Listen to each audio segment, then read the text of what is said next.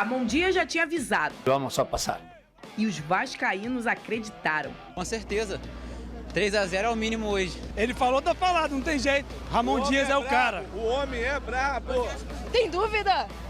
Tem dúvida que o Vasco vai pra final hoje? E invadiram o Maracanã levando mais de 60 mil pessoas. Mas parece que o time teve uma postura diferente em campo e sofreu para conseguir encaixar as jogadas. Logo no início, o Nova Iguaçu quem chegou. Vasco teve uma cobrança de falta com Payet e Verratti se esforçando para cabecear. O time de São Januário tem uma chance com roubada de bola de Verratti e o goleiro agarra. Mesmo com dificuldades, o Vasco ainda procurava o gol, com Galdames lançando bonito para fazer o goleiro do Nova Iguaçu se esticar todo. Segundo tempo, e Galdames tenta lançando por cima. Ramon Dias muda o time, mas nada que se resolva. Desorganizado, o Vasco não conseguia criar perigo e viu o Nova Iguaçu mais perto do gol. Nessa chance, e aqui com o árbitro marcando pênalti em Piton, mas o lance vai para o VAR que anula. Prachetes, que já tinha sido xingado, sai vaiado pela torcida. Mais organizado, Carlinhos fica livre e encontra Bill para fazer bonita jogada e marcar. Representa muita coisa para mim, para o nosso município, para a nossa torcida. Acho que para nós, para mim, né, que sou da Baixada, que sou de Belfort Roxo, Nova Iguaçu, é uma responsabilidade maior, porque a cobrança é dali, dos meus amigos, dos meus familiares, das pessoas que eu convivo no dia a dia, não tem como. O Nova Iguaçu mostrou que não foi à toa que terminou a Taça Guanabara em segundo lugar. E além de frustrar o sonho do Vasco, chega a uma final do Carioca pela primeira vez. Fico muito feliz com esse momento que eu estou vivendo dentro do Nova Iguaçu, podendo ajudar meus companheiros e, como nós sempre dissemos, com o coletivo forte, o individual sempre vai aparecer. O Nova Iguaçu fez história no campeonato, dando orgulho à Baixada Fluminense e vai enfrentar o Flamengo nos jogos marcados para o dia 31 de março e 7 de abril. Já o Vasco, que não chega a uma final desde 2019, terá agora que se reestruturar e só volta a campo em abril, para tentar fazer diferente do jogo deste domingo. Yo estoy desilusionado como está el público, como está la gente, como estamos los jugadores, porque el objetivo era pasar. Não. O DJ Careca, meu amigo tá com saudade de ouvir uma música. Uma palavra. Tempão que não toca, Venê. Combina com o momento. Tempão. Outro dia tava tocando pra mim, nada a ver comigo, porque essa música é da história de amor do Vasco com Pedrosa aqui nesse programa. Isso, é verdade. Cadê, ó? Uma palavra. Tinha sido exterminada do programa essa música. Ô, Pedrosa, o que aconteceu? O Vasco até... Sabe onde é que eu congelei? No primeiro tempo lá com o Água Santa. Caraca, é Payet, é toqueira, beleza, envolvência, um Vasco agressivo, buscando gol, Piton cruza e acerta, não cruza, Piton faz amor, né? Sim. Aí, do nada, o segundo tempo desandou. O primeiro jogo do Nova Iguaçu não foi bacana. E ontem foi o fim dessa sequência, ou não sei, mas de uma forma absolutamente ruim, Pedrosa. O que aconteceu? A última vez que o Vasco praticou futebol em 2024 foram nos primeiros 40 minutos do primeiro tempo contra o Água Santa. De lá pra cá, essa desclassificação, essa eliminação vergonhosa para o Nova Iguaçu, ela vem acontecendo aos poucos.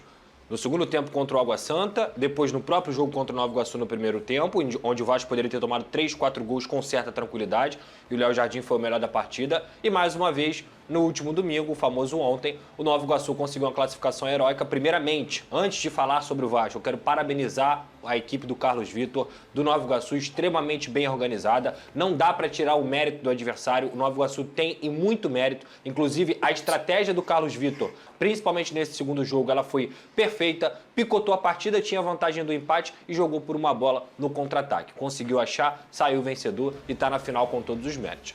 Agora, Fernando, em relação ao Vasco da Gama, vou repetir. Foi uma vergonha um clube com o investimento que tem, depois de ter gastado mais de 100 milhões de reais, com o investimento que tem um dos técnicos mais bem pagos do Brasil, ser eliminado para o Nova Iguaçu numa semifinal de Campeonato Carioca em 2 jogos. Um jogo já seria uma vergonha, porque Ali no jogo, você equilibra as coisas, que é um jogo só, tudo pode acontecer. Agora, em 2 jogos, você ser superado, e eu vou além, em 3, porque o Vasco perdeu pro Nova Iguaçu na Taça Guanabara. Você ser superado pelo Nova Iguaçu é uma vergonha. Mostra como esse time vem caindo de rendimento nos últimos 3 jogos. Primeiro ponto, esse negócio de fora Ramon burro, esquece isso. Vocês devem ter esquecido o que o Vasco fez nos últimos 20 anos, que era trocar de técnico, e essa foi a fórmula do fracasso do Vasco da Gama. O Ramon Dias, apesar de todos os problemas, ele ainda é a grande solução do Vasco da Gama. Ele ainda é o grande técnico do Vasco da Gama e um dos melhores técnicos do continente. Porém, ontem ele errou. Ele errou e a desclassificação, na minha opinião, está muito na conta dele também.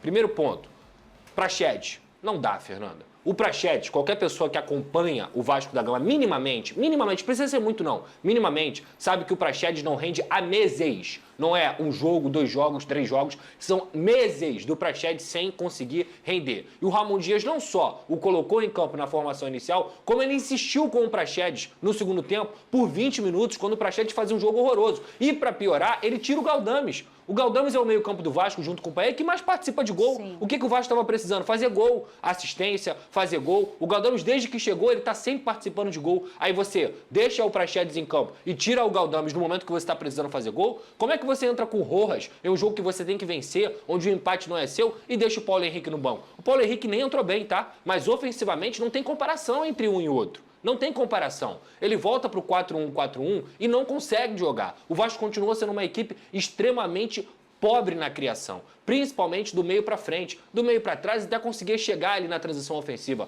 Mas quando você não tem um Paê inspirado, o Piton, também outro que fez o jogo apagadíssimo, o time do Vasco se mostra limitado. E ontem, além de tudo que eu falei aqui sobre os erros do Ramon, eu vou repetir o que você aprende na escolinha.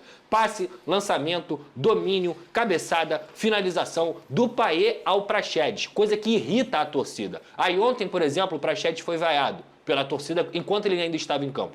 A gente sempre fala isso aqui. Vaiar jogador enquanto ele está em campo ainda não é a melhor escolha. Porque se ele está mal, ele vai ficar pior ainda. Pode ter certeza. Agora, em qual posição que eu vou cobrar da torcida do Vasco algum tipo de racionalidade? Não tem como. É vergonha, é trauma, é vexame atrás de vexame, é uma insistência no Praxedes. E como a gente até estava conversando aqui em off, a culpa não é só do Praxedes, não. A culpa é de quem colocou ele em campo. Porque o Praxedes não desempenha com a camisa do Vasco, isso é óbvio. Então, ontem, novamente, repito aqui, não vou aqui ser 880, caça às bruxas, demite técnico, isso aí é papo de maluco, é papo de que não entende nada do que aconteceu com o Vasco nos últimos anos e que o Ramon não é definitivamente o maior problema do Vasco. Mas ontem, especificamente, ele errou. E se há algo bom para levar essa desclassificação liga o sinal de alerta. Alexandre Matos, sua janela de transferências é muito fraca. Você gastou mais de 100 milhões de reais, o Vasco não tem um volante de reposição para o Jair e pro Paulinho e o Vasco não tem ponta esquerda. Então não adianta só cobrar do técnico